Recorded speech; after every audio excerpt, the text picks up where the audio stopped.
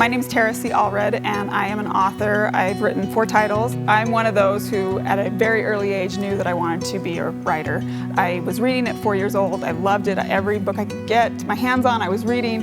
And then when I was 5, my mom told me that she was going to take me to the library to see how books were made. So I clearly remember going down the steps of this library, peering down to see how books were made, and I was shocked to see that people were there, and it was people who made books. And at 5 years old, that was so novel to me. It was amazing. And I remember thinking that I'm going to write a book. I'm amazed at how stories can leave an impact on us and help us in our own life stories that are evolving.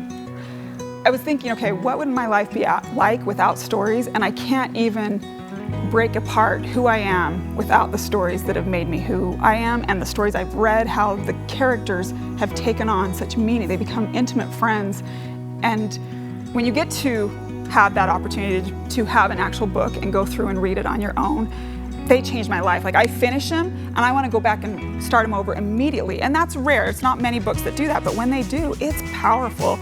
And I think, you know, to thank that person for the time and experience that they've given, and for the time to get the craft mastered and the time invested into writing that.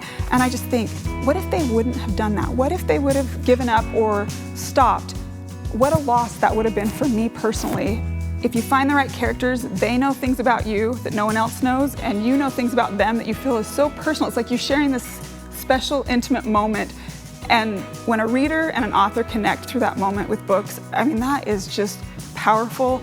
And there are times when I go to events, and when you get to have the face-to-face, when people come back because they read your book and they want to tell you what it meant for them. I was at a library event and had a great interaction with a woman, and a year later she came back and she said, "I'd read your book, it was so impactful for me, and then I had a fellow teacher who was going through a difficult challenge, and I loaned her your book, and it was life-changing for her. And I came back to this event today on the hopes that you would be here, and I just wanted to let you know what this book did for my friend and I."